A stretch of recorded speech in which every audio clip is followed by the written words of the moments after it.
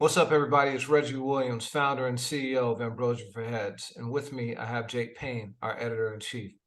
Together, this is our What's the Headline podcast. It's a heavy week, man. Been a heavy, heavy week. How you doing?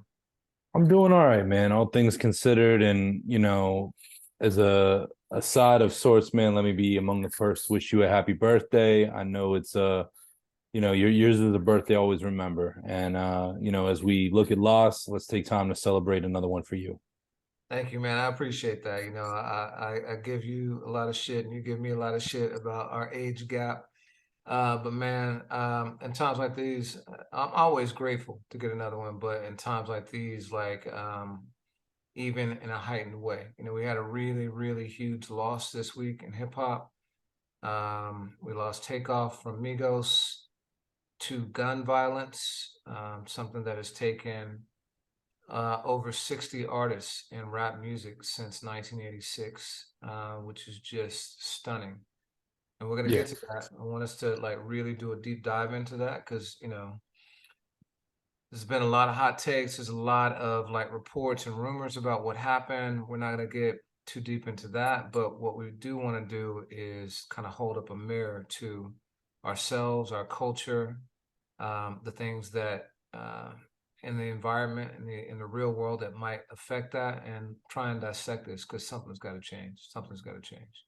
Yeah, man. I mean, especially it feels like since Nipsey, there's just this has become like the new norm. And as you said, over 60. I mean, this is something that I don't care how long, if you've been following the culture for, at least 35 years, it happens, and it happens every year, but it's happening more and more. And it's stunning. And like you just alluded to, it has to stop. Yeah, for sure, man. So, before we get too into it, tell me about your relationship with Migos. Either professionally or personally with the music. Either way. Yeah, I mean, I have no professional relationship. I've done some work for some affiliates of theirs. I want to say even some relatives, but I've never spoken to any of the three members. Truthfully, like you made me a fan. Circa 2016, maybe even before that, 2015, when Migos really got on a lot of radars. And let's not ignore the fact that these guys have been doing it for over a decade, just really making inroads, representing Gwinnett County, which is kind of an underrepresented part of greater Atlanta. Came with a new, at least contemporarily, a new flow, a new sound. When 2016 Bad and Bougie hit, in 2017, it was you that really kind of made them, as we've done, I think, in surprising to some of our dedicated fans of Ambrosia for Heads at a few points. We've covered the Waka Flockas, we've covered YGs, we've covered folks that might not seem like bread and butter artists, and you really went to bat for these three guys. Even into last year with Avalanche, which was an amazing record. It was on our playlist for the better part of 2021. So yeah, I mean, I say all that to say I'm a novice fan, and one because of somebody who I share a lot of hip hop with kind of nudged me and said, "Yo, give these guys an additional chance." Yeah, man, I'm a fan, and I can't say I was a fan from the beginning. Versace is when I kind of came in, and I didn't really love that song just because of the heavy repetition. But we had them on the BET Hip Hop Awards. It's the first time I met them. Like briefly, I met them a couple times there, and at an after Grammy party a few years later. And then Drake hopped on to the remix. Like really kind of like elevating their profile.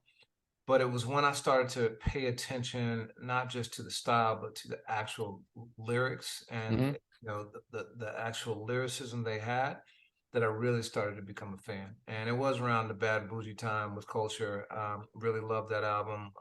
Like all three Culture albums. And there's so much collaboration work they've done over the years. And it always seemed to just be, they brought a lot of fun to hip hop. Yeah. You know, you know, Walk It Like a Talk It Like videos that they did for Stir Fry. Mm-hmm. Just there's a lot of fun that they brought to hip hop. I remember the Llama Llama Red Pajama they did, on Power. I think 10, 106 in Mm-hmm. LA. which was great, man. So I thought they brought a different dimension. I thought, like a lot of Southern artists, their lyricism was underrated. But those guys could spit, man. So I was a fan for sure. Yeah, and I mean, I like the fact that they were younger guys. I mean, the obvious, in reporting Takeoff's death, he's 28 years old, and that's 10 years younger than I am, right now. And these guys, even a joint like Iceberg, that I just alluded to, or excuse me, Avalanche, it references Temptations. Papa was a Rolling Stone. There's a new song on Quavo and Takeoff's album, which came out last month, that is so fresh and so clean, by Outkast. Like, these guys brought history with them, and I know a lot of folks may have seen the headlines of them kind of sparring with Lazy Bone, and some of the other members of Bone Thugs over the origins of that flow, or the best group in hip hop. But there's a lot of folks in this game that don't respect what comes before them, and that's something that I would never say about the Migos, and Yeah. I like that. Yeah, same here, man. Same here. So speaking about what comes before them, what I thought we could do today is really do a deep dive into the history of violence in rap music. It's something that is discussed a lot. I'm going to lean into my age today and talk about things because a lot of this stuff I experience real time. You know, for me, a lot has changed from the very beginning when I first dialed in, and we'll get to the details in a few minutes. But what I don't like to do is have nostalgia and rose-colored glasses and think, back in my day, it was different. I really try to be objective. When we did our Finding the Goat MCs contest, we talked about nostalgia. We did a mini documentary. People can check that out on our YouTube channel about how people tend to glorify the past. And I've always said the golden age of hip hop is from 1978 to the present. I truly believe that. But something's changed, man. It is not the same as it was when it first started. And so I want us to kind of track the evolution of that. But before we get into that, I want to say, personally, this is not us preaching coming from a pulpit. This is us standing in the crowd, kind of looking around and seeing what's going on. Both Jake and I, and you can speak to it yourself, but are fans of all hip hop. I make no bones about the fact that some of my favorite music of all time is that '90s death row music, which was steeped in violence. Ice-T was one of my favorites. There are a lot of artists I listen to that have a lot of violent music. So I'm not casting judgment, but at the same time, sometimes we do need to look in the mirror and ask ourselves questions. And that's what I intend to do today. Yeah, absolutely. And I mean, even this platform, the What's the Headline podcast, we've had folks like Corrupt and MC8 and AZ from the firm on here, interviews that I hold near and dear to my heart, that I'm proud that we've had on this platform. And over the years of just, my 9 years working with you at Ambrosia, I've traveled to New York to interview Spice One. Like, we've had a host of people on the show, and I'm a fan of quote unquote gangster rap. I'm a fan of reality rap. I'm a fan of horrorcore. I love all the different, same as you. No one does it anymore, but when you used to walk into a video store, a Blockbuster, whatever, I like all those sections, and I see them. But it's interesting with time and with wisdom, and you look at what some of this music means, and that's exactly what we're going to get into, and why perhaps we need to treat it differently or contextualize it differently, especially when we're losing people in real life. Takeoff, case in point. Absolutely. Absolutely. So, I think there's a lot of excuses that are made when it comes to rap music. People talk about, well, it's just music, it's just entertainment. It's not to the held to the same standard as film and TV or video games. It's the environment, it's what the radio wants. Like, there are all these things. I want us to go through all those things and really kind of examine each one kind of point by point. Starting with the notion that it's just music, right? And it doesn't like really like impact people. I call BS on that one. We've seen for years now, going all the way back to Run DMC with My Adidas and so forth, that brands are in music intentionally. You know, they are there because people believe that what rappers say, do, how they dress, what they rap about influences people. But what do you think about that? 100%. I mean, and you can look at that from, I think it was 1986 with my Adidas on down. You look at a company like Reebok, doing the S. Carters with Jay-Z and doing shoes with 50 Cent. But even in just kind of preparing for this conversation, I looked at a song that has never been my favorite, was a hit record, Past the Cavassier by Busta Rhymes. And that liquor brand, not before the song, but once they evaluated the impact, struck a deal with Violator Management. Rest in peace to somebody I believe both you and I knew, Chris Lighty. Like, the fact that brands are willing to come to the table with artists says a lot. And look no further than Champagne and hip hop. The minute that Jay-Z and a host of other artists say that Cristal doesn't value us as a culture or doesn't value Black culture, we pull out of it and we reinvest, or Black folks, hip hop folks reinvest into Ace of Spades or Effin or whatever. Follow the dollars. It's real. It's there. It's proven, and we see that time and time again. And if you watch an hour of television right now, I highly doubt if you're watching it on most networks, you're not going to see the merger of commerce and hip hop culture. Yeah, Ice Cube said on Steady Mobbin', don't drink 8 Ball because St. Ives is giving ends, Yeah. Back in the day, people were promoting 8 Ball, Old English 800 malt liquor. And St. Ives started doing brand deals with hip hop artists. And so Ice Cube put it in the music. And to your point about Pastor Courvoisier, think about the rebrand. Now, when Diddy performs that song, it's Pastor Ciroc this way, Yeah. because he is a Ciroc ambassador and has a healthy stake in that business. So, okay, I think it's pretty indisputable that brands at least believe that it has impact. And you look at, people trying to buy Birkin bags and all the stuff that's talked about. I think that's pretty clear. Do we have a reason to think that it stops with just consumer goods? Like people just hear the consumer goods and that's the only thing, that influences in the music? I don't think so. No. When you think about slang, it often is spread through the music. When you think about fashion, it spreads through the music. What about violence? Do you think violence is something that also people at least become desensitized to, if nothing else? 100%. I mean, again, I'll use Jay as an example. Like when Kingdom Come came out and Jay said, it wasn't about, oversized jerseys anymore or rims that spin on a car, like he's calling it into action that it's passe. And whether you think Jay has that power or not, I had, neither of those things, but I looked at folks, I noticed that had an effect on culture. And just this week, in the wake of this tragedy, I thought about it. And, I grew up in a household where, my father had guns and taught me how to use pistols and things like that. I learned what a Heckler and Koch was through rap music. I learned what a Mac 10 was through lyrics. So, violence and gun brands is just as potent as liquor brands or the type of a watch, a Frank Mueller or Audemars, any of them. Like, absolutely, it permeates far beyond those things that we're talking about that somebody can advertise on television. You agree with me?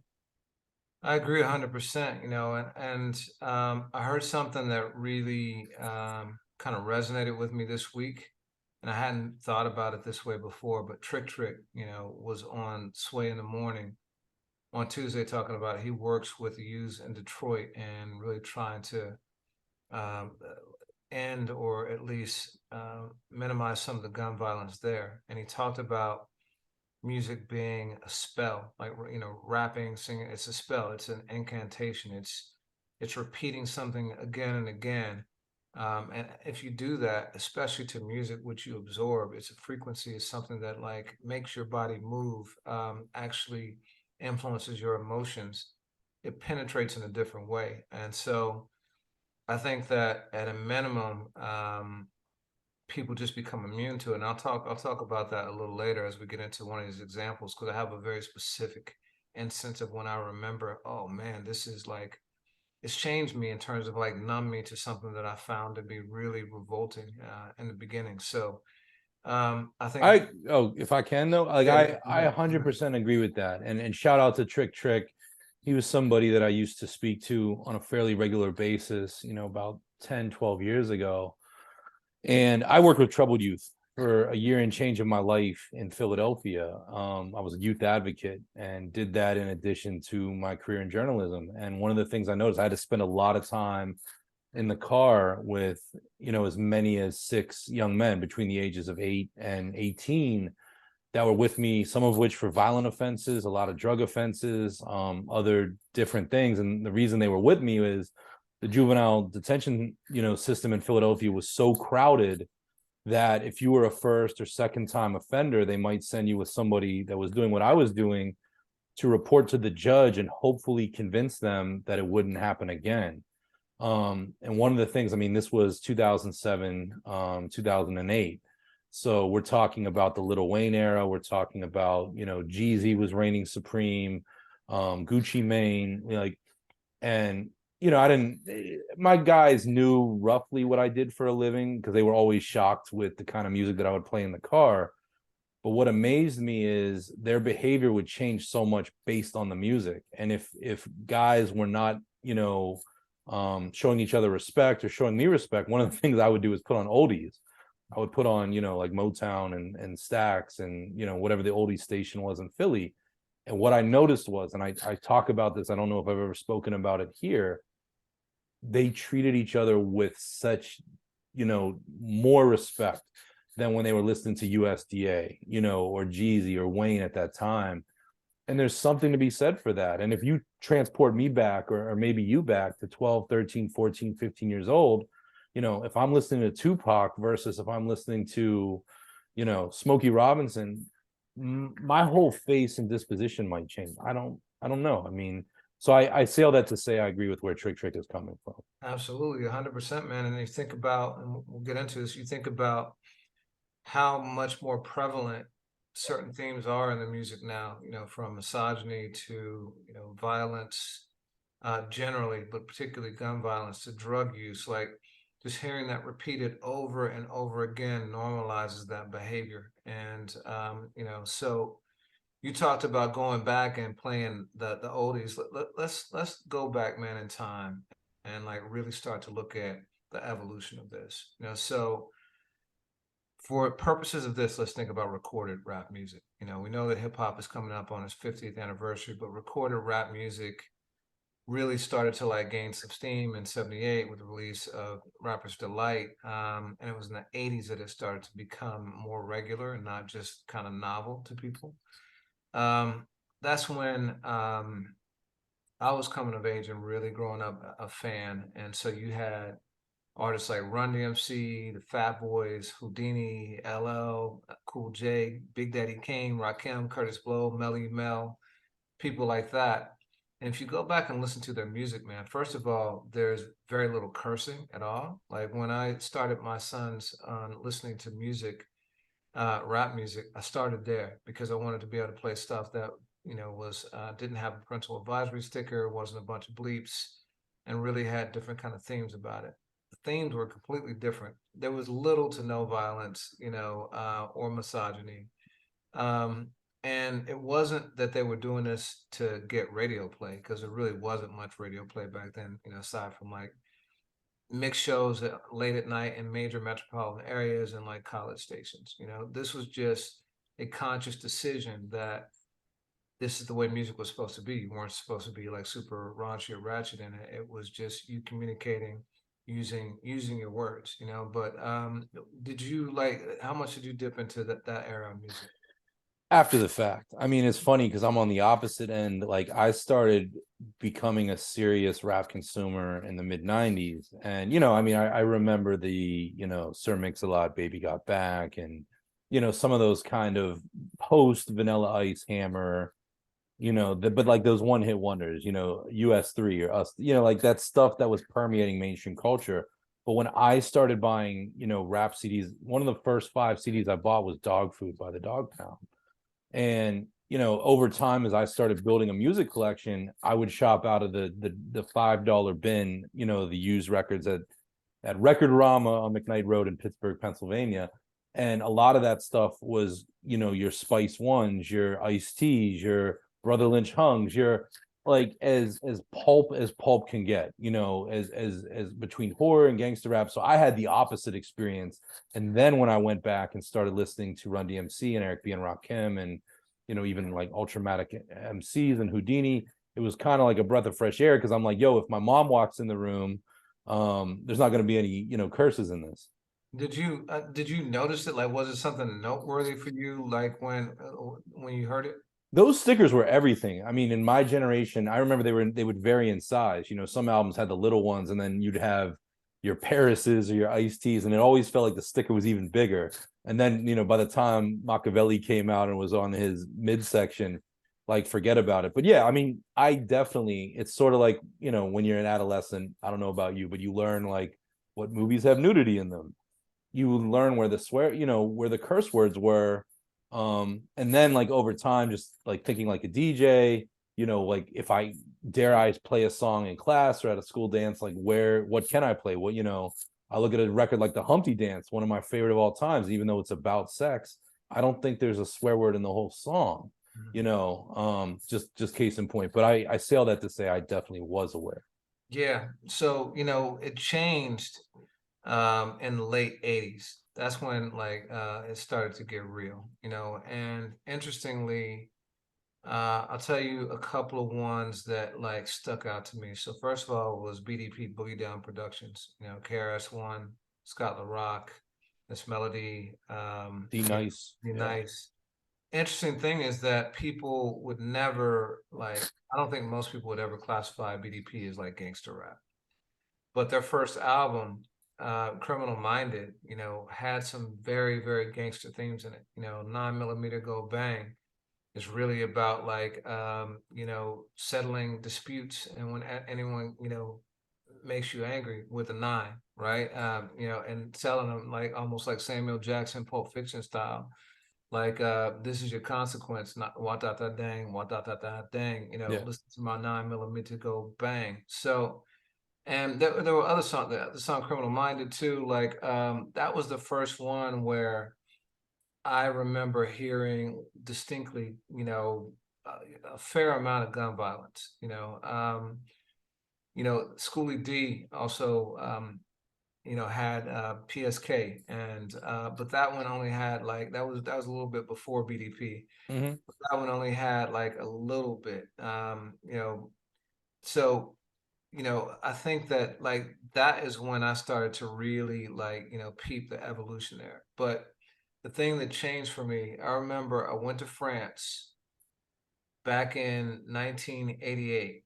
I was gone for 3 weeks and I came back and it was like the whole world had changed.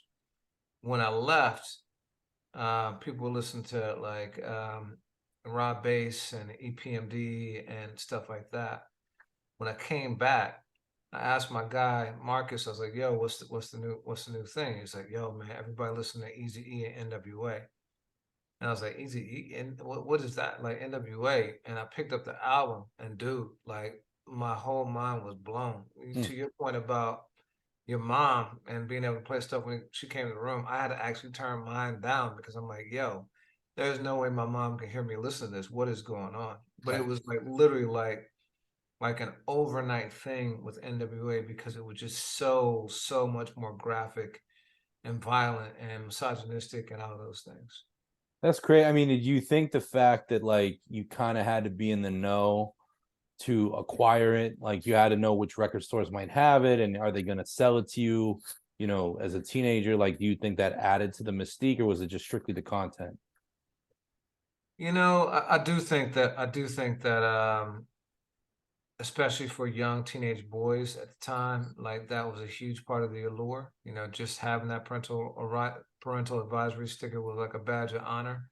You know, it's like sneaking in, to your point about nudity, sneaking into your first rated R movies and all that stuff. You know, like everybody at that time wants to be older, and Mm-hmm. that behavior I think is seen with like, if not maturity, at least a level of like you know, toughness. Yeah. Yeah, I can totally relate to that, even though it was obviously like, you know, much more widespread, a few years after you, when I was of the same age, and it was just everywhere, and people would talk about it. I even remember, the first three Outkast albums, had a naked lady on the CD.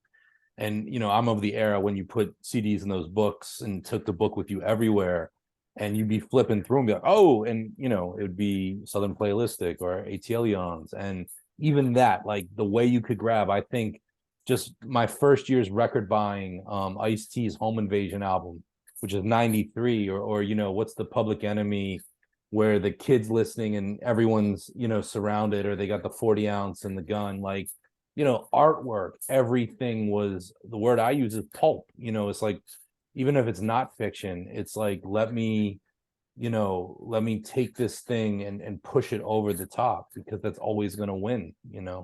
Yeah, and so, going back to BDP, the thing is, like, it was jarring because there wasn't a lesson or consequence in the song. You know what I mean? That there was some violence in other music, like Ice-T came out with Ron Page a few months later, and he had 6 in the Morning and Squeeze the Trigger, but those songs were really about commentary about violence in the media. Yeah. And there was consequence and, like, self-questioning and all that stuff. 9mm goes bang. You read through the lyrics, there's none of that. And the craziest thing is that that was the first piece of music that I can remember that spoke to me like that or expressed itself that way. And that came out in March of '87, and Gotcha. then just in August, a few months later, Scott LaRock, DJ for Boogie Down Productions, was killed, and Yeah. to my knowledge, is the first homicide or death by gun violence that we had in rap music. It didn't have anything to do with the music per se. It was ironically a dispute about A woman, right? a woman, yeah, that was interested in D Nice, or vice versa, and Scott got caught in the crossfire. Well, not crossfire because D wasn't firing, but someone was shooting at them. Yeah. Hit Scott LaRock instead of D Nice. So yeah, It's wild to hear you say that too, because I look in 96, which was a real, like, watershed moment just in my, you know truly my calling with what I've done with my life, and my love, and my embracing of rap music and hip hop culture. Hit 'em Up came out, and I remember being 12 years old in 96 and thinking, this is the wildest shit in the world. And we'll talk about it later, but that song, to me, long before, I'm 38 now, but well into my, I would say, upper teens, if not early 20s, is a song that I find practically unlistenable. And at the time, you're thinking, oh my God, this is incredible, the way he's getting at people. And then, just like your example with Scott LaRock, like, not a year later, Tupac's gone, yeah. and 6 months after that, Biggie's gone. And now, boom, here we are, 2022, and Prodigy's good. Like, the list keeps going, and those songs become really, really difficult. And I just looked today, to bring it full circle. This blows my mind. I didn't know this until we were preparing for this discussion. Do you know what the most streamed song on Spotify by BDP is? No. 9mm Goes Bang. Are you Not serious? even, Are not you even serious? Bridges Over. That's not even South Bronx. You're Crazy. serious? I'm crazy. Yeah.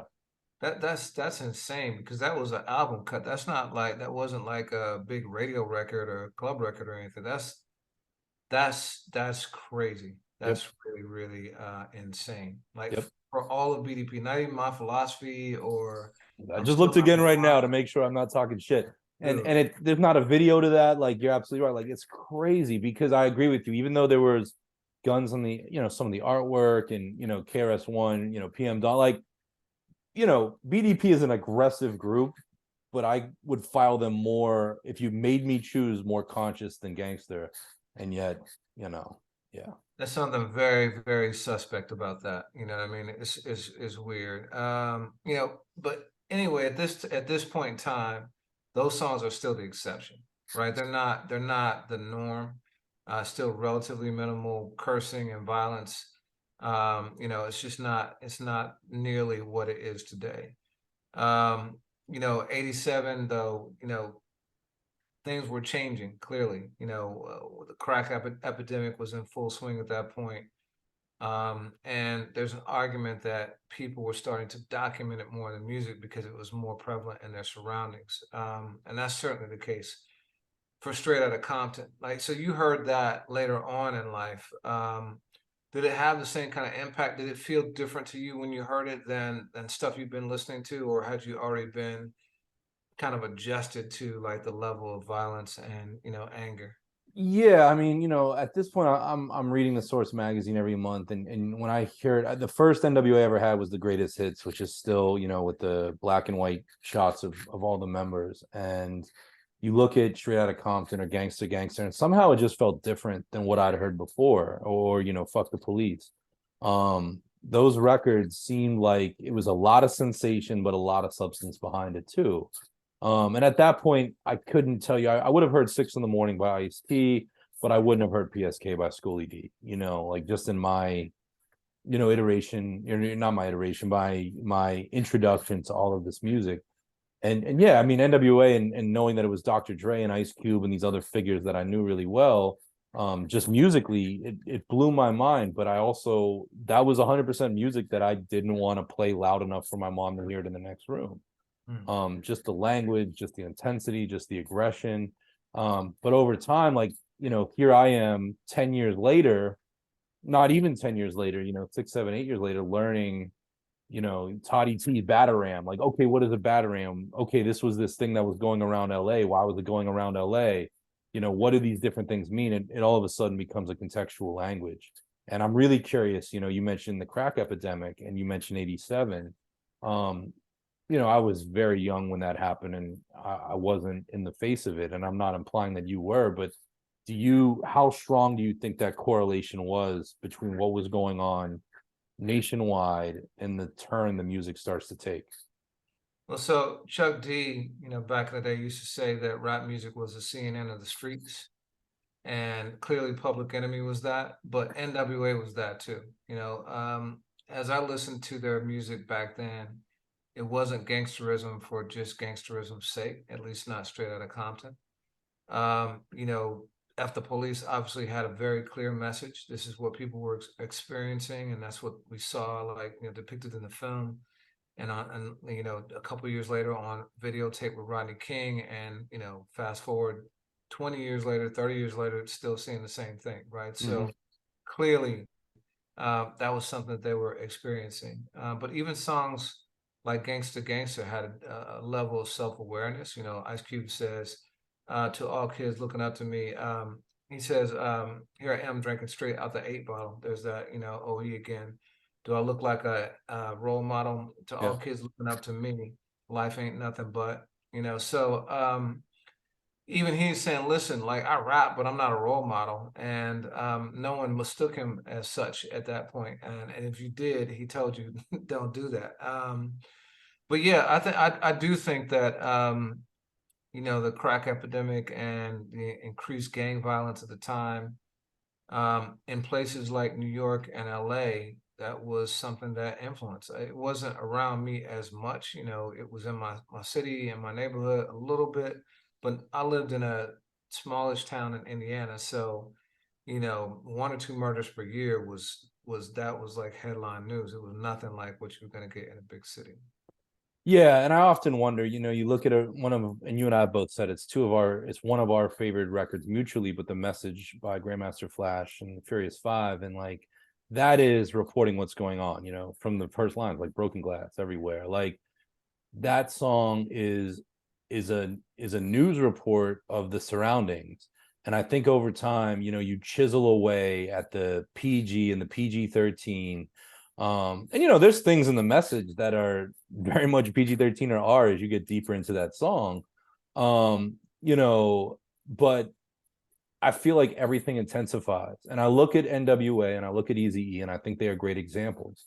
Because 87, 88, they, become poster childs of kind of this thing of like, we're going to say what you don't want us to say. We're on an independent label. We, do not give a damn, and we're going to take it to the next level. And I think of, I read Jerry Heller's book a few times, and, he always likened Eazy-E to P.T. Barnum. And there's many things that I think Jerry Heller was out of touch with in his book and otherwise. But I like that. I think Eazy-E knew how to build a character. I think he built, several of them in his own group and in the years that followed with Ruthless. And I think that N.W.A was able to take kernels of truth and then intensify them the same way that, I was thinking about it today for some reason as I was driving around Philly, but like you look at a movie like Death Wish and Charles Bronson and like this idea of people standing up to, vigilantes in the streets with crime, and you take that over the top. And I think that to some degree, certainly by the second album, which we'll talk about, but N.W.A started to give you that.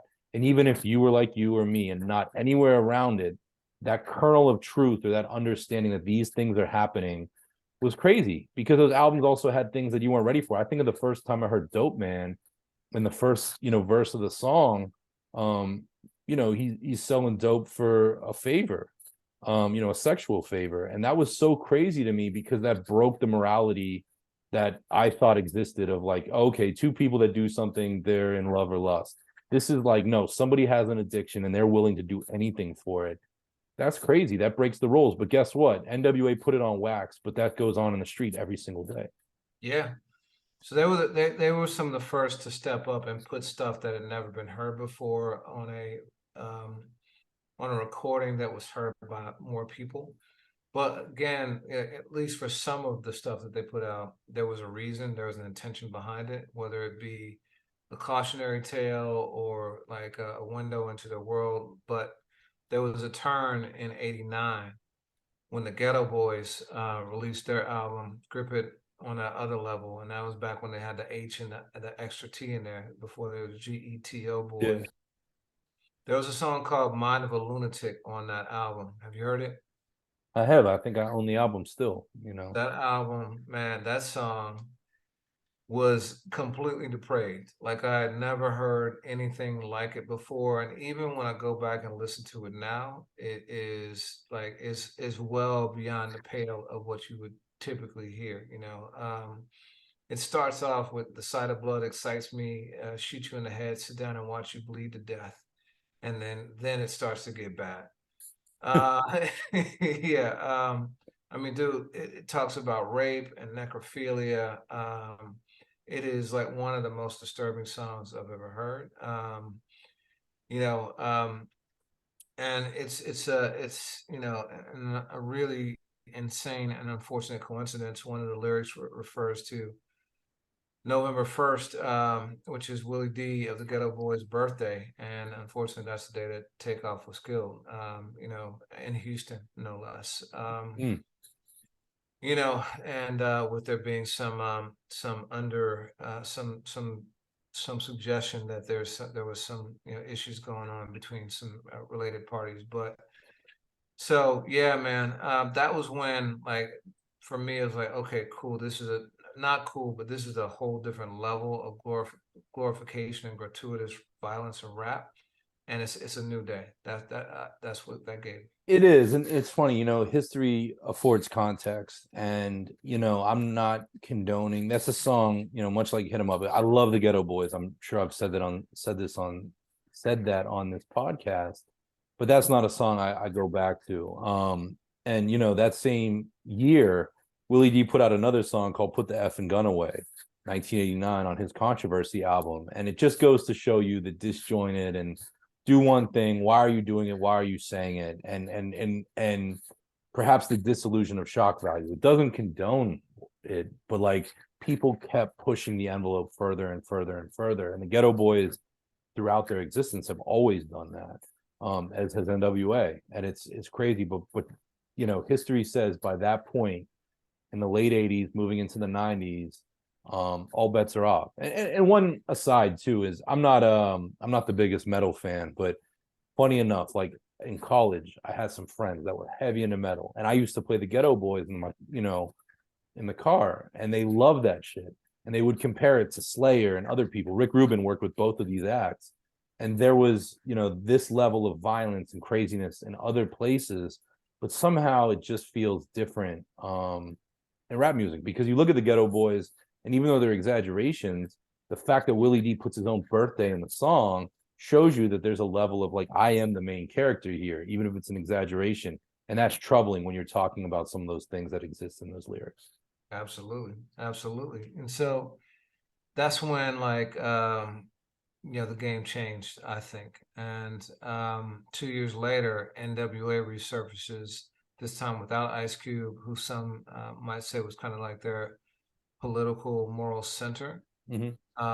And also maybe they had something to prove without Ice Cube. And to your point about Eazy-E being a circus master, they definitely took it up like 10 notches with "I Feel for Zagging," which is obviously, even the title is is Yes.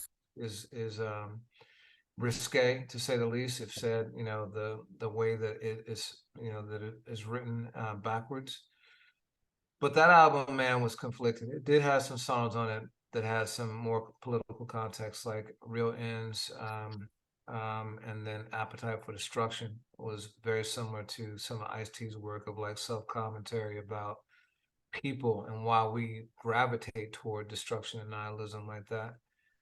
But there were other songs and interludes, man, like "To Kill a Hooker" and "Find 'Em, F 'Em and Flee" and "She Swallowed It," that were and still are some of the like dude, like literally I felt nauseous in the first few times I heard those songs, like really super disturbed. Mm.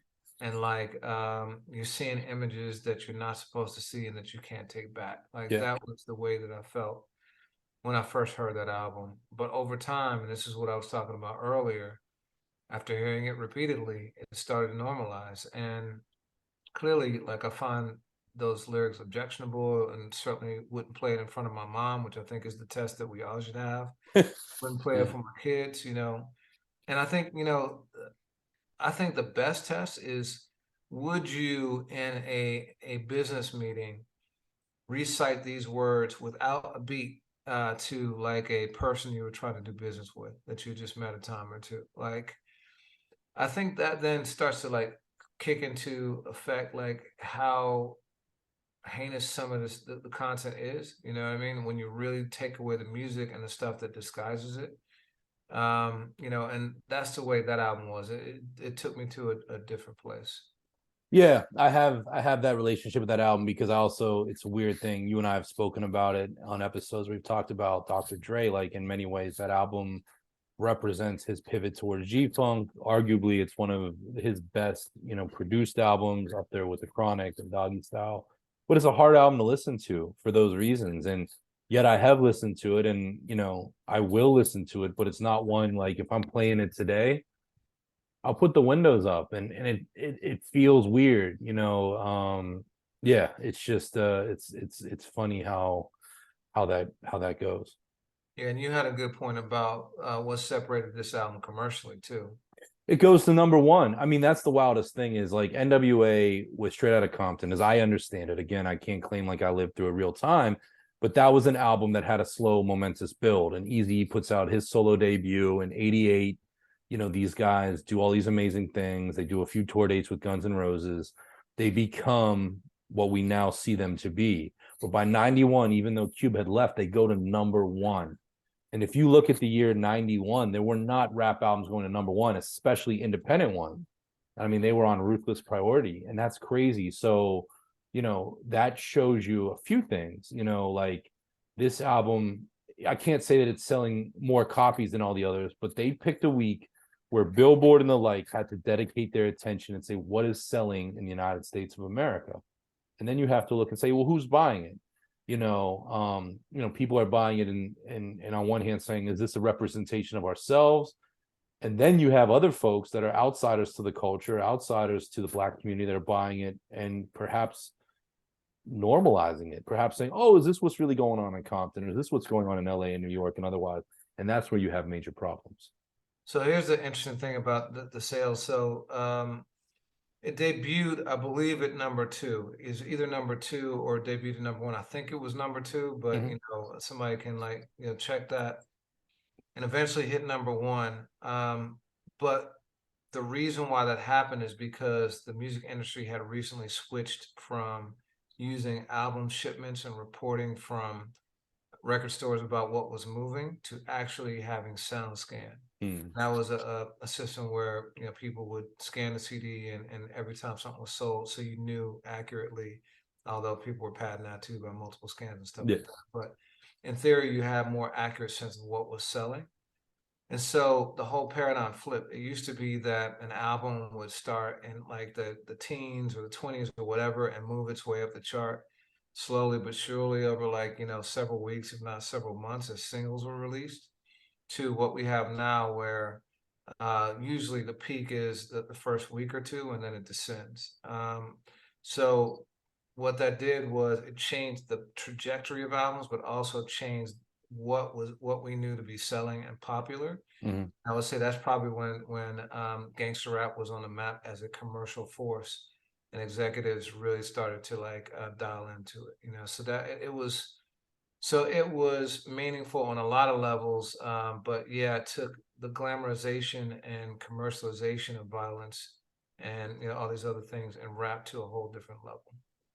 Absolutely. And then next year, I mean, right out of that camp into the Chronic, and the Chronic is built around controversy, with Dre leaving Ruthless, and then between 91 and December of 92, we're coming up on the 20th for the Chronic, you have the LA riots, you have Rodney King, you have kind of that same element that we're talking about with Straight Outta Compton, where, you have that song the day the folks took over, which is emblematic to, the what was going on in South Central following the, acquittal verdicts. Oh, it was acquittal or non-guilty? It was not guilty. Not guilty. An acquittal is not guilty. Yeah. Yeah, same thing. Yeah. So like on one hand, the Chronic in history, talks about this. It's remembered as this time capsule for that, but there's other spots on the Chronic that, are extremely violent. You've got Snoop Dogg as a guy coming into the game that is literally waging death on lyrical opponents, i.e., Luke, Tim Dog, Eazy-E, Dre's doing it. It's really intense stuff. And I love that album. I consider it a classic. You and I spent a podcast earlier this year putting it among our best albums ever. And yet that album is rife with violent content. Absolutely. And again, Dre's breaking barriers. We did a whole podcast on this. So with Phil Zagan, he's breaking barriers with sales. And with this, he's broken down the walls on radio. You're hearing the Chronic singles on mainstream radio, top 40 radio, like it's Motown. Like that was mind blowing back at the time. Like that was never happening before that, And so now we're in 1992, and you're hearing songs like "Bees Ain't Shit," just 6 years after there was no cursing really in hip hop. Like, Run DMC and, Eric B and Rakim and all these guys, there was no cursing in hip hop, even like mostly in 1987. So in a 5 year span, we've gone from Fat Boys and Curtis Blow to the stuff that you're hearing on N.W.A.'s albums and Geto Boys and stuff like that. That is a huge shift, in my opinion. Yeah, and I think of what the music videos did as well. I mean, I forget which video was it, Dre Day, where Dre had the laser pointer, to imply like I got a gun on you. Yeah. And I remember watching MTV, from all of that. Just videos got more and more menacing, where you have a culture of aggression and violence. I mean, even the Straight Outta Compton video, like you can feel the tension in the song and the video. But I can remember watching, MTV and BET in 93, 94, Regulate, another record that I think fits into this bill with Warren G and Nate Dogg, that, there's elements of revenge and violence and death that are in there. I mean, you and I just recently acknowledged the passing of Coolio, and although it's arguably, a teaching tool, Gangsta's Paradise talks about, the futility of life. And am I going to live to see another day? All of these things that becomes more and more the message of what rap music is that gets out to the mainstream, and that's problematic. So now we've got like violence pretty rampant in the music, but for the most part, it's contained to the music, right? These guys are talking about things that they're seeing, but they themselves are not being accused of gun violence. Dr. Dre had been accused of violence against D. Barnes, I think by now, Yeah. and there are things like that. But there is not accusations of rappers murdering people. Scott LaRock was killed, but seemingly from a completely unrelated, incident from his music. But in 1993, that changed. You want to talk about that? Yeah, I mean, the name that is etched in my mind forever is, Philip Woldemariam. Snoop Dogg and some of his cohorts are riding around, I believe, Long Beach in a Jeep Grand Cherokee, and somebody approaches the vehicle, reportedly or allegedly brandishes a gun, exit the vehicle, and that man, he was very young. If he, I think he was in his teens when the melee ends, he's dead.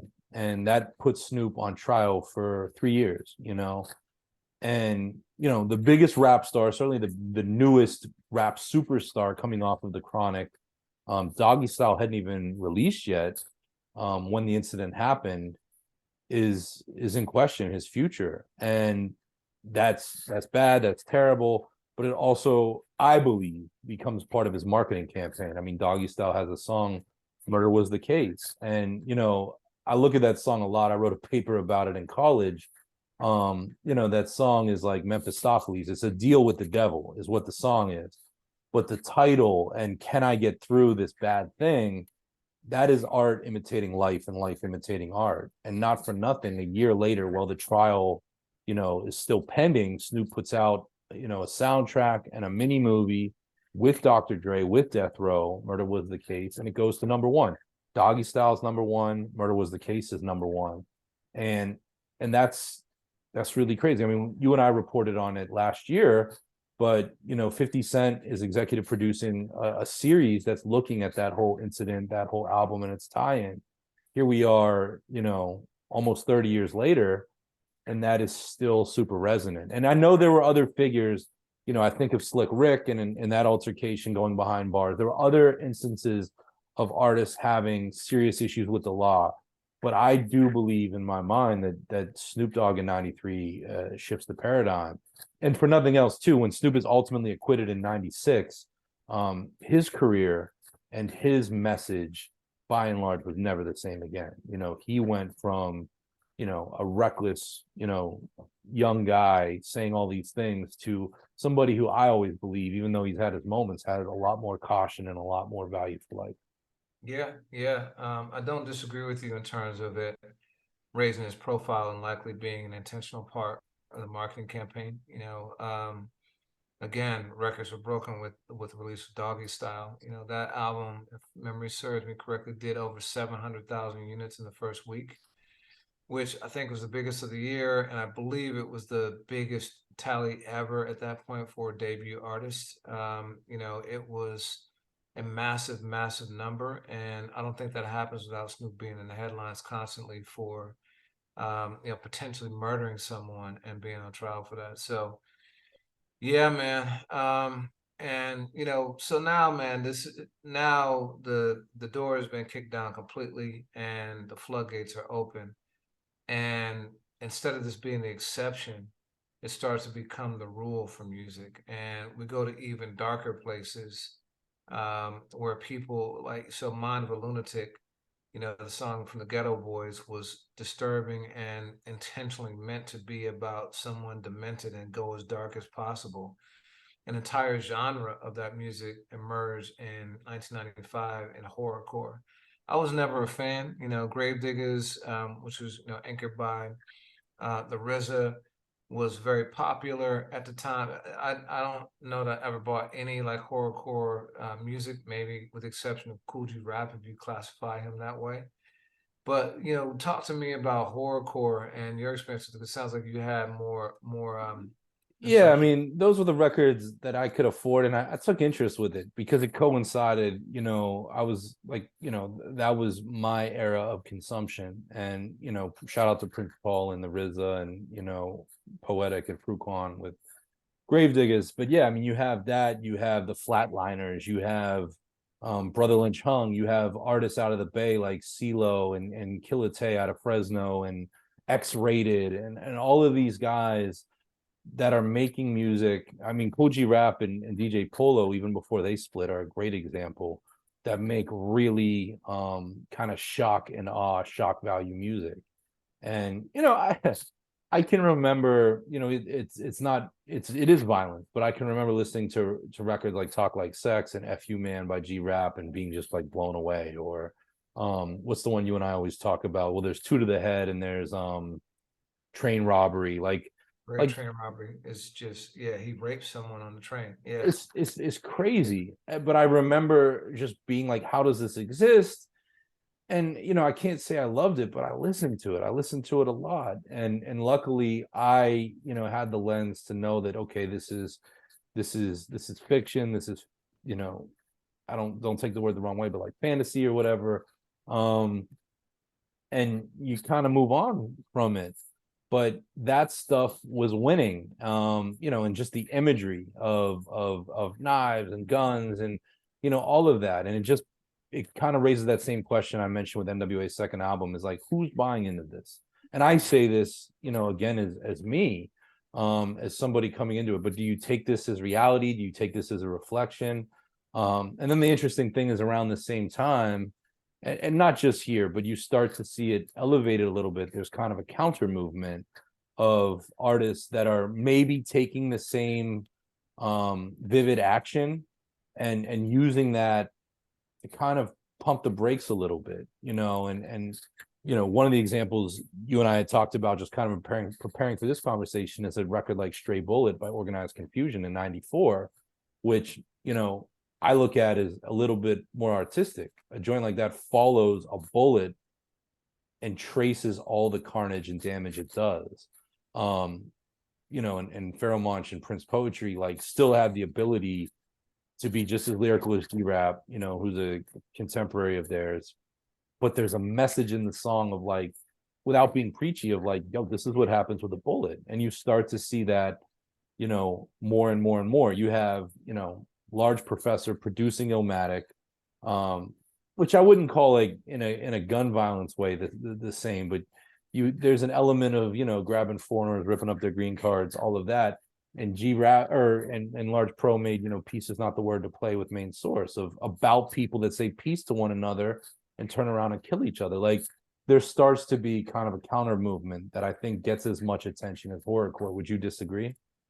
No, I fully agree, and I want us to talk about that in depth, but the point I want to make though right now is that by 94, 95, violence in rap music is not only normal, Yes. it's prevalent, and it is becoming the biggest aspect of the genre.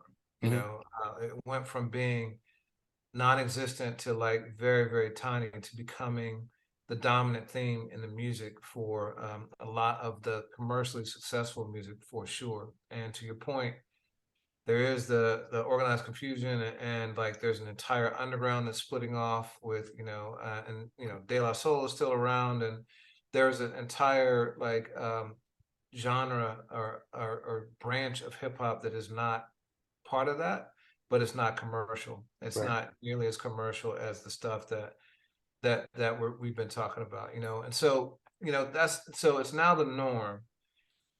And so for a period of years, I would say it's kind of more of the same, more intensity, more frequent.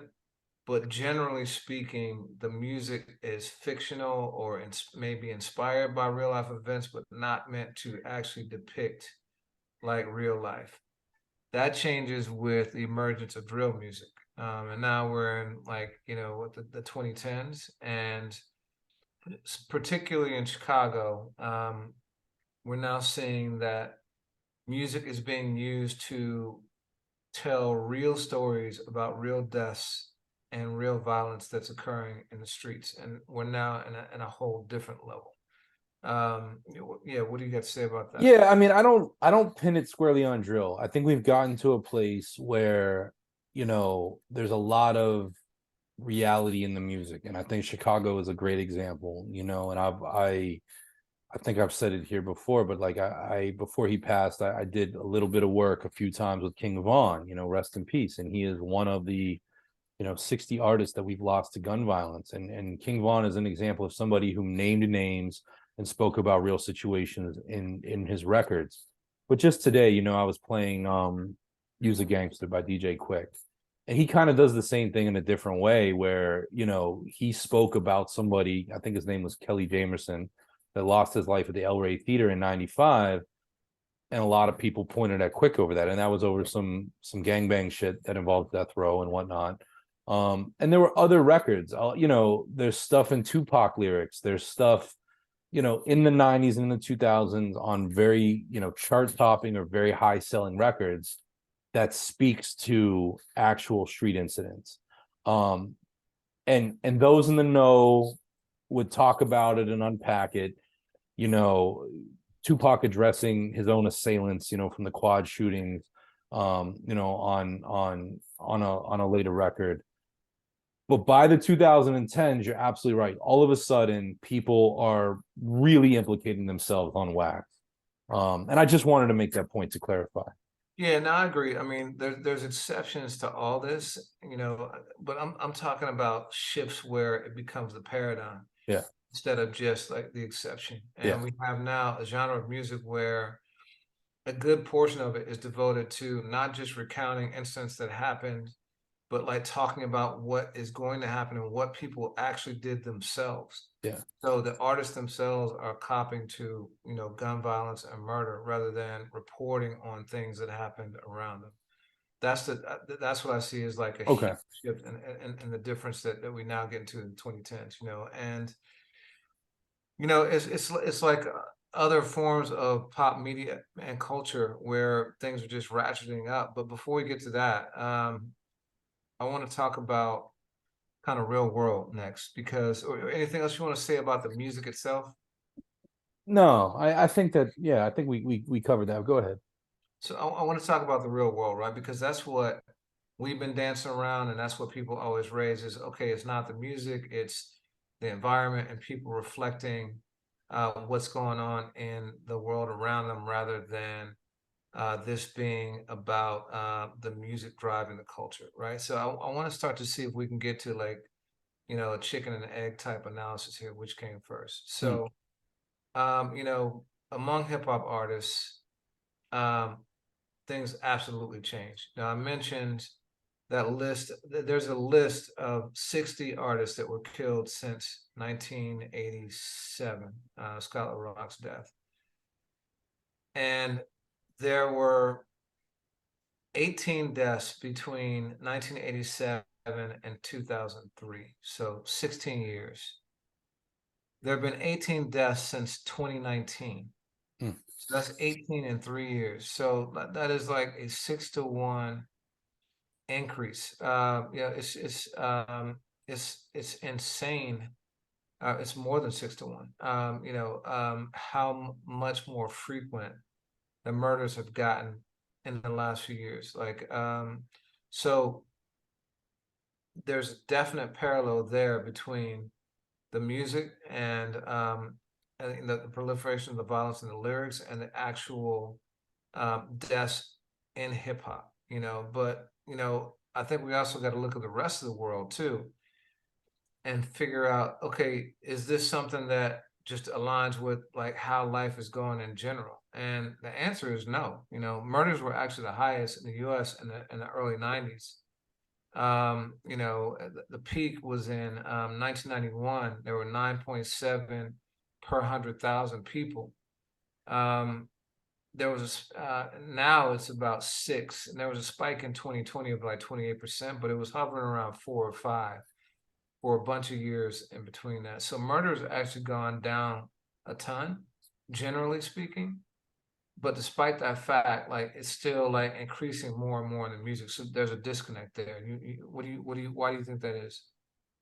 I mean, if it bleeds, it leads. Like, oh, you mean in terms of the actual people dying, or the way that the content is? The content is still escalating it and pushing it out more. Yeah, I mean that's You're right. If it leads, it bleeds. So yeah, people will always have that, and I think that we're not measuring our words at this point. When I say we, it's just people. Like look no further. I mean, just even down to semantics of body count, what that meant in 91 versus what that means in 2022. Like the word, the verb kill, like is part of our vernacular in so many other ways. So I think that's going to translate to the music. Like how there are so many artists out there. I say it all the time. If I throw a rock down the street, I'm going to hit somebody who raps, like guaranteed. So how are they going to get attention? Because there's not that many people out there that can be really talented and skillful. So shock value is always an easy way. We live in the era of Tekashi 6ix9ine. And I think that there will always be violent content, whether we choose to tune in or tune out. That's not going anywhere.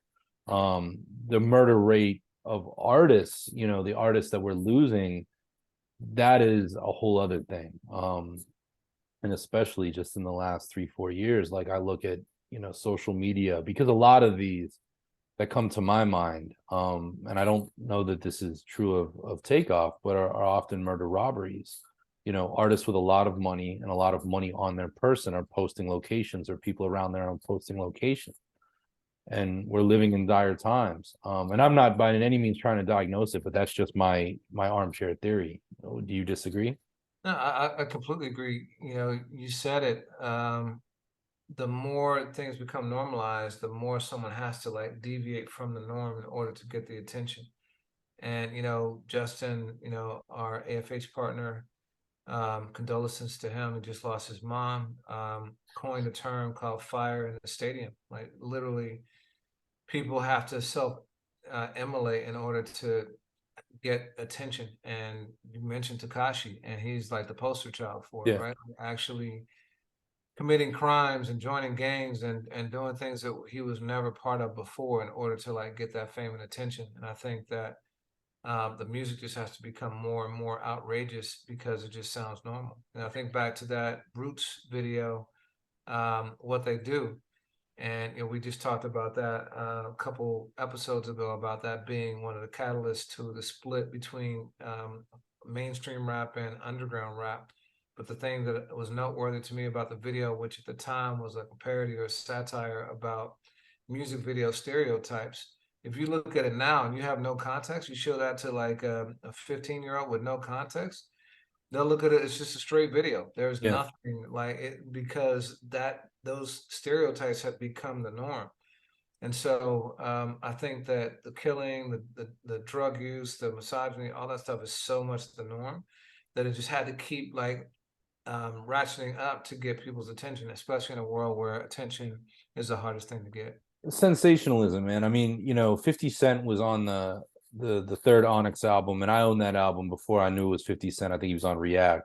When I first paid attention to 50 Cent, it was when he did How to Rob. Like he came out and dissed everyone and said how he would steal their jewelry. And that is, you know, a 1999 version of what Takashi did. You know, the first time a lot of people learned who the Outlaws were, it was because they were standing next to Tupac saying he and his fofo were going to make sure, you know, no one's kids grew. And like that ugliness, that violence, that vitriol pushes through. Like it's free. What did he say? Promotion. And that will always win. That will always permeate. And there's a lot of artists. If you go to any publication in the hip hop space besides ours, the names that you see, you look at, you know, why they're there, the first time you heard of them, pay close attention because sensation will always be, it'll do more for you than anything. And that's true. You know, I mean, you and I have had discussions over, you know, women and sexuality in hip hop. We've had that cuts far beyond just violence. So at this point, the death and destruction in the music is sky high. The death amongst the rap community is like 6 times higher than it used to be, but the murder rate is down generally. And so that means there's a disconnect between our culture and real life, real society. And so that's a major, major problem. And we talked about how music can be influential. Let's talk about anti-violence rap songs. There have been plenty of movements out there. So self-destruction, you know, was something that like KRS-One started. Stop the Violence movement. It's about a couple years after Scott Rock was killed. It's partly about that, but just also just a general like anti-violence coalition. And that raised awareness. It has some of the top rappers at the time, participating. Who were some of the people? MC Light, LL, Yeah, MC Light, LL. I got the whole list here. Stetsasonic, Daddy O, yeah. Daddy, yeah, Dougie Fresh, Just Ice, Heavy D, Public Enemy. They had some heavy hitters for the time on there. But it came and went. It wasn't something that like had a lasting impact. It certainly didn't change the trajectory of the music because it only got more violent. Mm-hmm. We're All in the Same Gang was the West Coast version of that with Eazy and produced by Dr. Dre, and it was like to try and tamp down some of the gang violence that was escalating in LA at the time. I think it was around 1990 or so. And same kind of thing, came and went. Some other ones you mentioned, Straight Bullet, but what are some of the other ones that stick out to you? I played it this week in the wake of Takeoff, but Heather B, All Glocks Down, which was a hardcore, hip hop song about, sort of like, the John Witherspoon part of Friday, like, fight this way, not with a gun. That's definitely one. I would, it's a little later on, but I think two that around the same time, Black Star's Definition and Dead Prez Hip Hop, both of those records, decried the loss of Biggie and Tupac. Dead Prez said, we basically know who killed Biggie, and we're not doing anything about it. And they're just calling for reality and enrichment of what is hip hop about, and stop all this misinformation of what we are based on what you're seeing in the headlines. Those two. What are some that you think of? Yeah, man. Nas, I Gave You Power is one that I think of. One I would probably assume is near and dear to your heart, Gangstar's Tons of Guns. Yeah. And the one that really like hit me in a whole different way this week. It's been powerful to me all year from the first time I heard it, but after Takeoff's death, really just like hit me in a different way was Kendrick Lamar's The Heart Part 5. Because that one talks about the culture. It talks about like the cultures involved. Like that's a constant refrain about like how we're all kind of complicit in this, and the reminder of Nipsey, and it really speaks very specifically to the impact that these deaths have on not just the person but their families and people around them, and the potential that's lost early. Like it drives home the reality of this in a way that a lot of songs, I haven't heard many songs do. So that's one. But as powerful as these songs are, they are by far the exception. They're not Yeah. the norm, and they haven't changed behavior. Why do you think that is?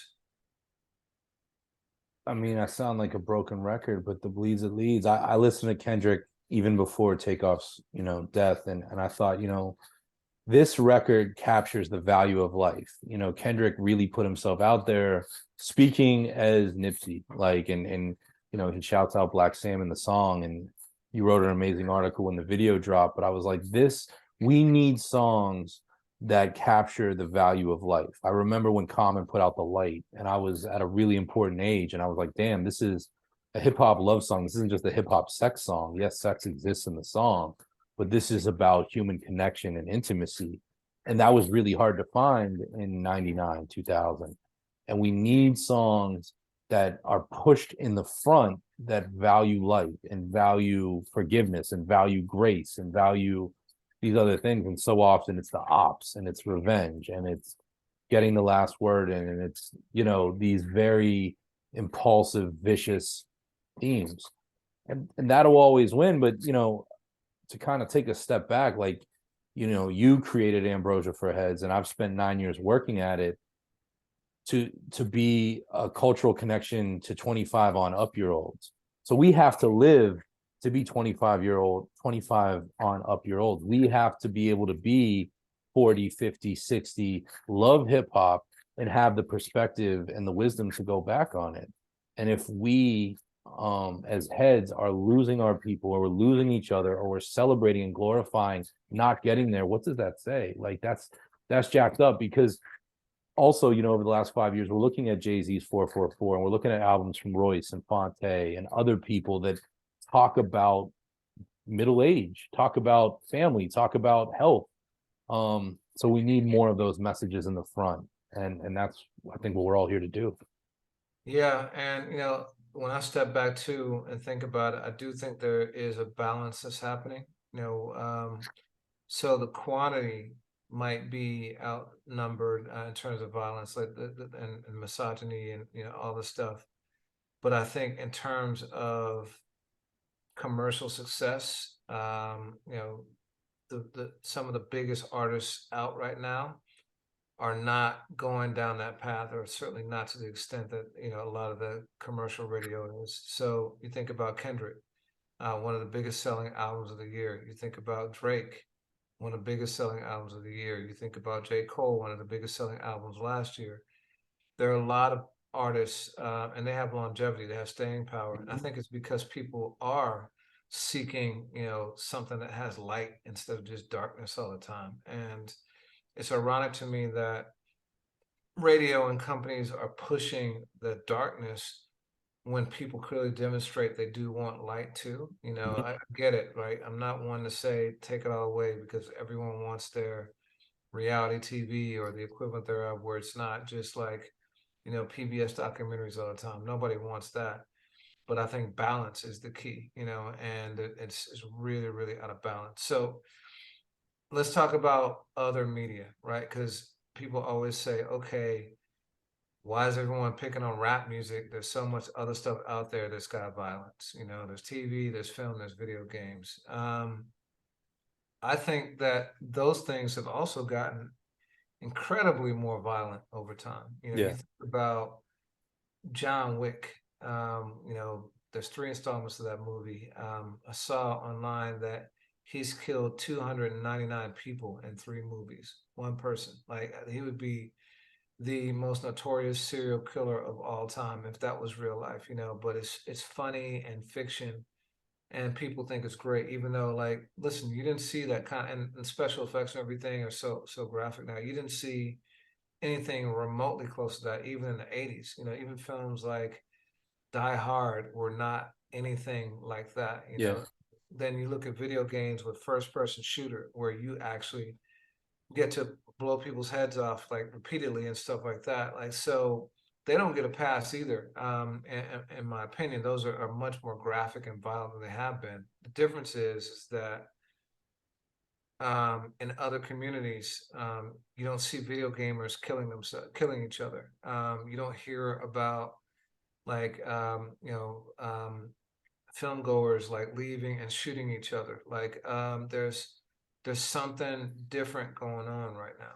Yeah, and just the misinformation about it. I remember like that same era we're talking about. My cousin had Doom, like the first iteration of Doom, and I remember like it was literally the first game that I ever remember seeing, and I was 11, 12 years old, and you would shoot somebody's head off and it would explode. And to me, that was more jarring than listening to any Spice One album at the time. Like I was just like, damn, like Nintendo allows this. But the difference is you play that game and you don't walk away and have a generalization in your mind about monsters too. Like one of the things that's frustrating to me is, watching, and I'm sure we'll talk about it as we wrap, but like the way that the media is also running with this information in the face of everything that you're saying too, of murder rates being down, and just the generalizations that are made based on an epidemic that is happening within, a community and culture that you and I are close to and part of. That's an issue to me too. Like though you don't see that laid on death metal kids, it's just super problematic to me. Yeah, I mean, I will say, to be non-biased, that there are a lot of studies, and it's often the case that when there's these mass shootings, like in schools and things like that, often the perpetrator has been someone, they played, first person shooter games. They did watch violent film and things like that. So I don't think there's any doubt that that has impact for sure, but it doesn't seem to be at the same level that it has been in rap, in our community right now. So I want to talk too about, we talked about, death and in real life society, but I want to focus in on the Black community right now, because you know, a lot of what we talk about is that rappers are only reflecting what they are around, you know, what has influenced their lives, where they've grown up and what they've seen. And listen, man, I came across some really, really, really powerful stats. These are things that I think we all kind of know, but it's important to hear it like in detail. So, you know, young Black Americans ages 15 to 34 experience the highest rates of gun homicides across all demographics. Black Americans are 10 times more likely than white Americans to die by gun homicide. And in 2020, 12,179 Black Americans were killed with guns, compared with 7,286 white Americans. If you think about the fact that Black Americans make up 12.5% of the population, and yet are almost twice the amount of homicides against, against white people who make up the majority. It's really, really stark and troubling. And so there's absolute merit, 100%, which we all knew. That's not, revelation, that the violence that is surrounding a lot of rappers is real, but again, when you look at the overall numbers, it's still disproportionate to even what's happening in the community. So there's definitely still a disconnect with rap. Yeah, I mean that's very heavy statistics what you just shared. Yeah, so I want to talk about the final piece, kind of like what role we play in this, and we is going to be big, right? So I want to start with us, AFH. You alluded to it already a little bit. I started AFH in part to speak with people 25 and older, but it was also really about picking out the food, like the stuff that was going to be nourishing, not just stuff that was going to be dark and like shedding a light on that. And so, I went through a period, 2007, 2008, where hip hop was no longer speaking to me. Now I was about to tap out. And then I heard J. Cole's The Warm Up, and I got put on the Now Right, and my life changed because I realized there was a whole other world out there I just had not discovered, and I wanted to be able to share that with more people. So I've always tried, and we've done this collectively together, to have our coverage be balanced, to be informative but not salacious, to not chase the nastiness, the darkness in society. I've tried that with the playlist too, but listen, if we were to cut out songs on the playlist, there's always around 89, 90 songs on there, that if we were to take out songs that had gun references, I don't know if there'd be more than 20 songs on there, maybe 10, maybe 5. I don't know, because it's very, very hard, even with the kind of music that we put on our platform. And, when Nipsey Hussle died, we tried to like get a boycott going amongst other like media platforms to like not cover material that had gun violence for just 1 week, just boycott for 1 week. And we did this, and dude, it was very difficult. We were like almost dark for the whole week. We couldn't even cover like a Big Royce, records dropped. Yeah. a Royce freestyle. Hot 97 freestyle happened that time too. We couldn't cover that either, but we were committed to it, so I feel like we're trying to do our part. But what do you think? Like, let's self-assess. I agree. I mean, and it's funny too, because we can put parameters and not try to glorify, but there's also touchstone moments that matter in the culture that coincide with violence and gun violence. I mean, recently we I don't think you or I thought it was an incredible record, but The Game dissed Eminem for like 10 minutes on his new album. And there's a lot of, be them metaphors or similes. There's a lot of violence in that song. And you have two of the bigger artists of the last 20 years going at each other. We covered it. It becomes really hard, but there's an accountability to AFH, from our images to our headlines to the actual reporting itself, and there's a lot of care that goes into it. But yeah, I mean, we exercise caution, but it amazes me of what's still with that filter must be covered. But one thing I will say is we don't glamorize it, and even down to verbs like, smash that freestyle, killed that beat, whatever. Like both you and I think even our vernaculars have changed over time of like, and we see that too. I mean, we even see it with the with the social platforms of how they treat that stuff, even in reporting important deaths, like how that gets treated now. It's all relative to an overly violent universe. Yeah, man. And listen, like we both know the stats too, right? No matter how much we try and like celebrate the positive, it's always the deaths and the dishes and the beefs that get the most clicks, you Yep. know. And we try and put the money, the medicine and the food. We try and, like you said, cover it balanced and have a context and give people some like bigger like themes with it, but that's always what resonates the most, kind of. So part of it is just who we are as human beings, and we'll get to that in a minute. But let's talk about the media generally. Like I think we're the outlier Yeah. that most people are chasing like the most salacious headlines they can get. Yep. But, we talked about we had a sidebar about TMZ because one of the more disturbing things about Takeoff is that like, and this has been the case now for a lot of deaths over the Yeah. last couple of years, that almost as soon as the person dies or even before, like there's video up showing the event, and it's as graphic as people can capture. Most of the time it doesn't show the actual shooting because people don't have their camera out in time, but there's been plenty of footage of people lying, dying. I know there's graphic stuff with Nipsey.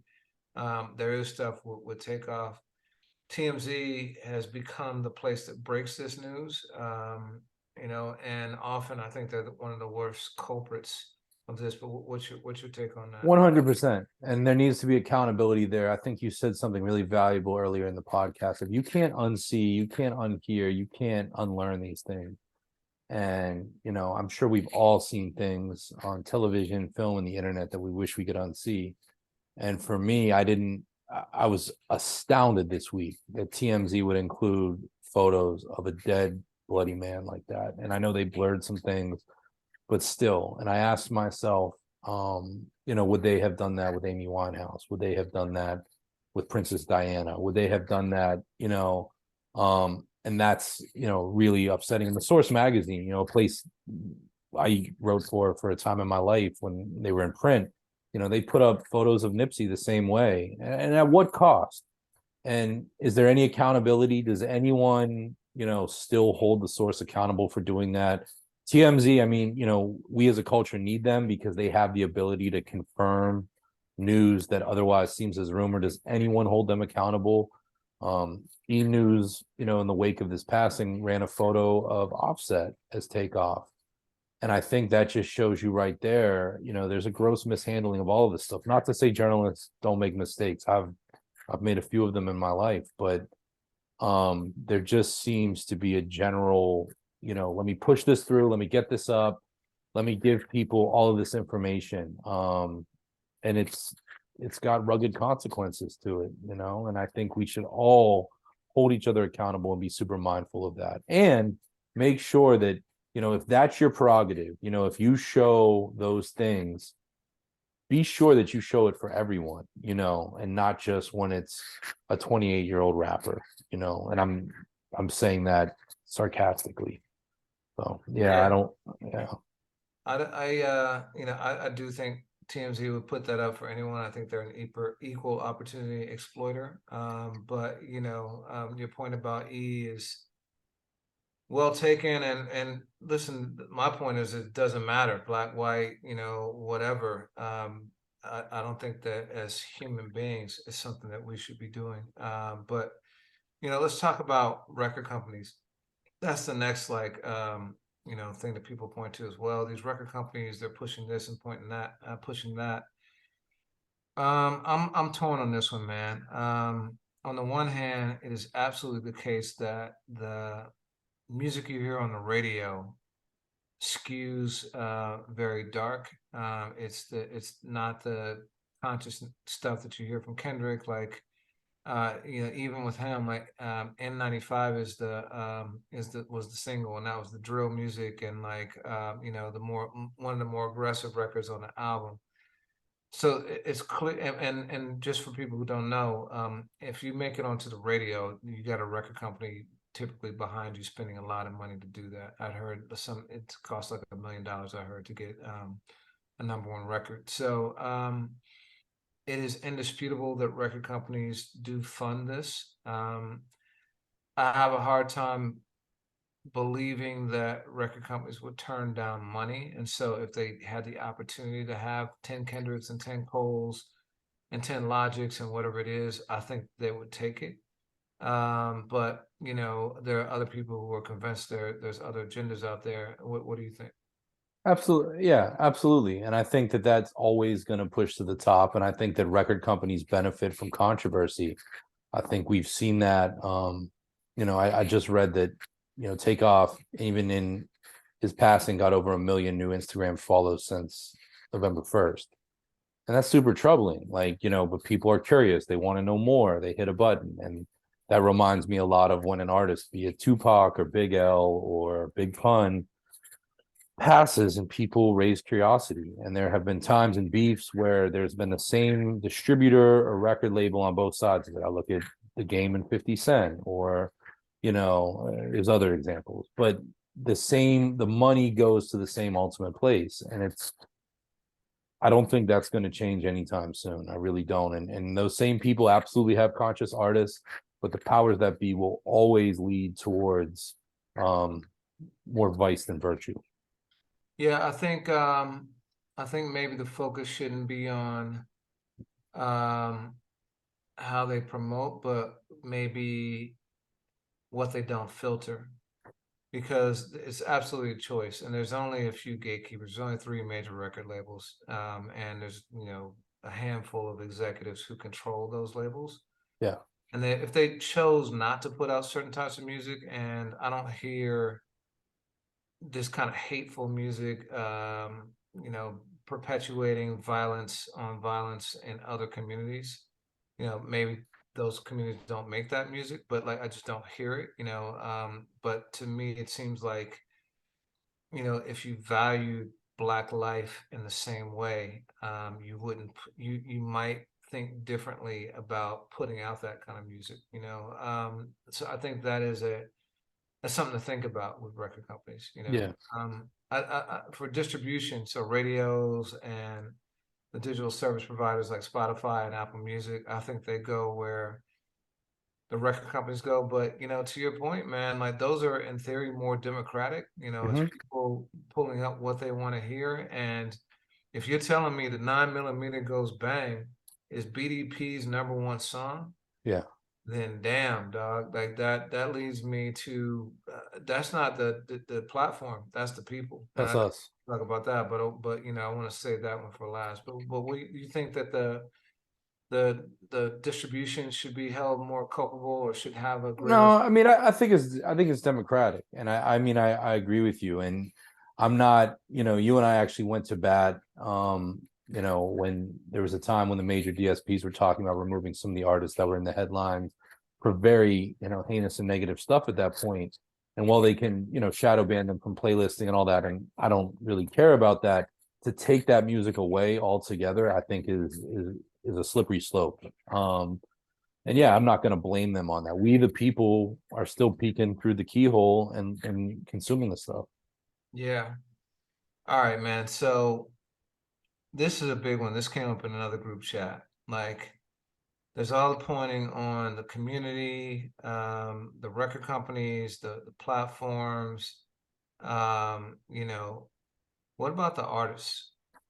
You know, the artists, in my experience, often don't even live the life that they're talking about on record.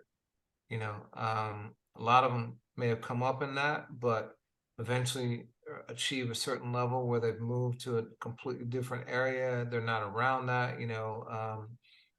and also like a lot of them, like behind closed doors. Not, I've been around a ton of artists, as have you, conduct themselves completely differently in person behind closed doors than they Yeah. do in public, or on wax.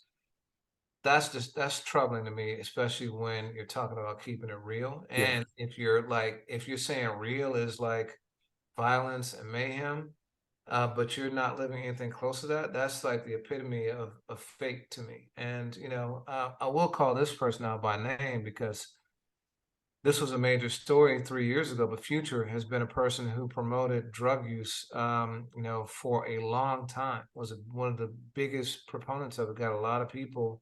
Dirty Sprite. Yeah, on Dirty Sprite, right?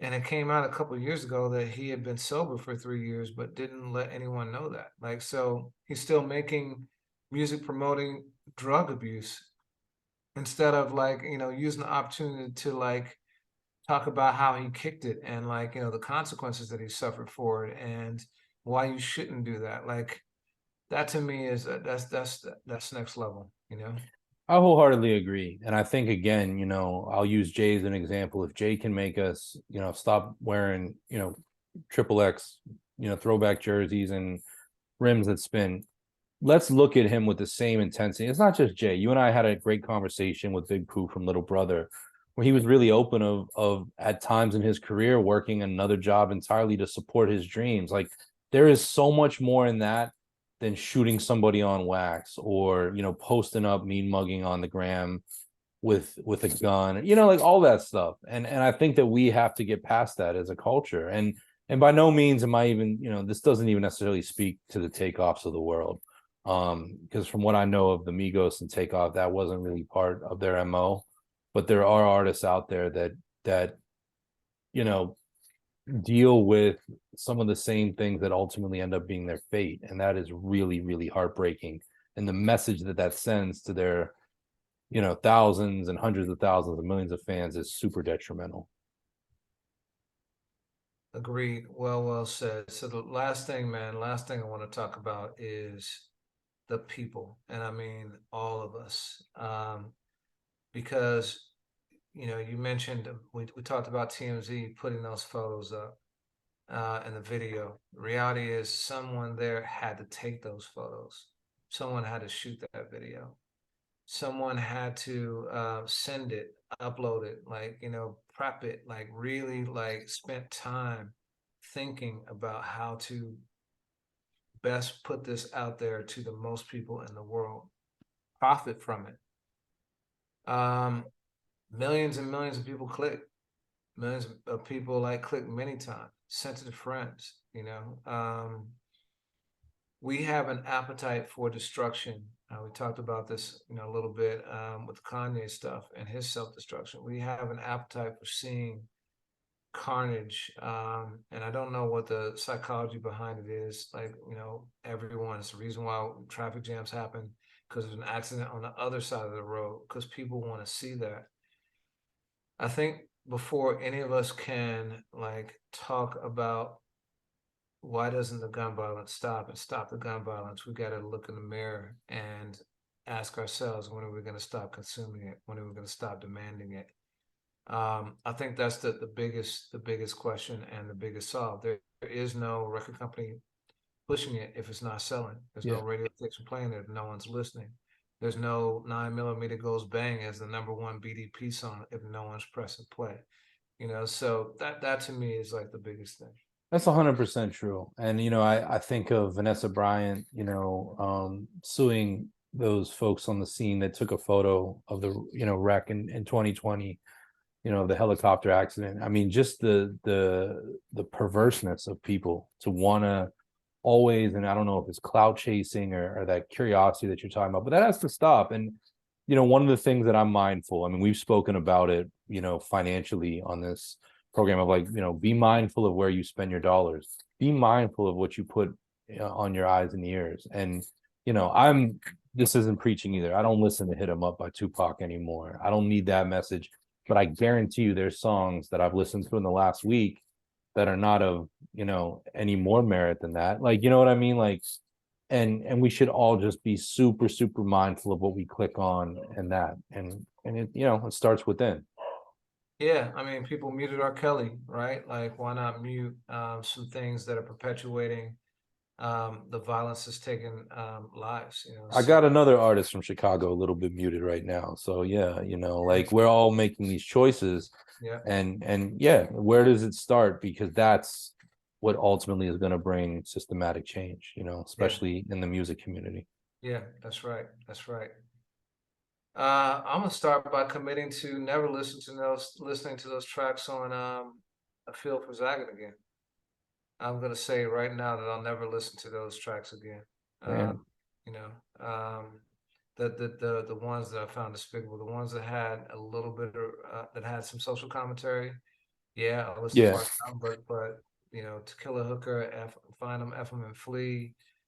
She Swallowed It. I don't have any need to ever listen to those songs again. That's a wrap for me. Yeah, you know, you make a really good point. My favorite record that E40 has ever done is a joint with Be Legit on, you know, his Hall of Game album. And there's a line in there that's about, you know, statutory rape. And this year I just can't listen to that anymore. Like, you know, it's not a record I can show you as a song of the day. Like, because at one point you're gonna hear it on there and be like, huh? Like, so yeah, I think starting with those commitments is really good. And I guarantee you from that on down, I'm gonna be making some as well. Word, word. Well, with that in mind, man, what's your song of the week? I texted it to you hours after I learned to take off. I'm gonna, you know, shout out to Heather B and All Glocks Down. I just yeah, I think that's the message for today for me. What about you? For me, it's a song that came out last Friday from Absol, one of my favorite records of his ever, and also very pertinent to the discussion. It's called "Do Better." It's challenging himself and all of us to do better, and so yeah, that's my song of the week. Love that song. It's on our playlist right now. It's probably my most listened to hip hop song this week. So shout out to that man. And I hope we can get some weeks and months before we talk about another loss in this thing we love. For sure. All right, man. Take care of yourself. Yeah, man. You too. Happy early birthday, man, until we do it again. Thank you. All right. Peace. Peace.